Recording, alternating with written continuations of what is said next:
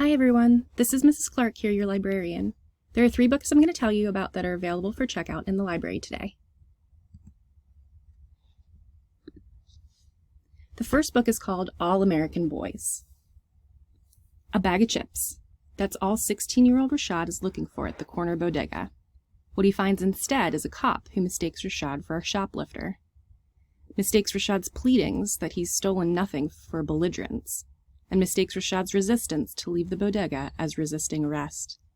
There were witnesses, classmates, a video camera, and Quinn, a varsity basketball player who has been raised by the very same cop who hurt and arrested Rashad. Soon the beating is all over the news and the cop is getting threatened with the accusations of prejudice and racial brutality.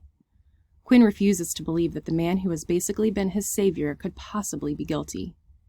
But Rashad's absent, and absent again and again, and the basketball team, half of whom are Rashad's best friends, start to take sides, as does the school and the town. Simmering tensions threaten to explode as Rashad and Quinn are forced to face decisions and consequences they had never considered before. This book is one intense story of the repercussions of a violent act that leaves a school community and ultimately the country bitterly divided by racial tension. Written by the same author of Ghost, it will surely hook you in immediately. The next book is The Silence Between Us. Maya, who is a deaf teen, moves across the country and must attend a hearing school for the first time. As if that wasn't hard enough, she has to adjust to the hearing culture, which she finds quite frustrating but also surprising when some classmates take time to learn American Sign Language, known as ASL. As Maya looks past graduation and focuses on her future dreams, nothing, not even an unexpected romance, will derail her pursuits. But when people in her life, deaf and hearing alike, ask her to question parts of her deaf identity, Maya stands proudly, never giving in to the idea that her deafness is a disadvantage. This book has won a fantastic award, and I highly recommend it for anyone looking for a sweet, romantic read that celebrates sign language and deaf culture. The last book I'll tell you about is Harrow Lake. Lola is the daughter of a celebrated horror filmmaker.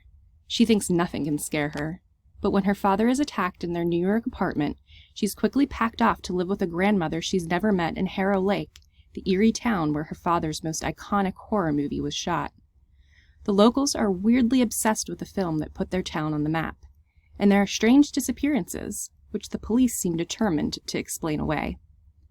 The more Lola discovers about the town, the more terrifying it becomes, because Lola's got her own secrets, and she can't find a way out of Harrow Lake. They might just be the death of her.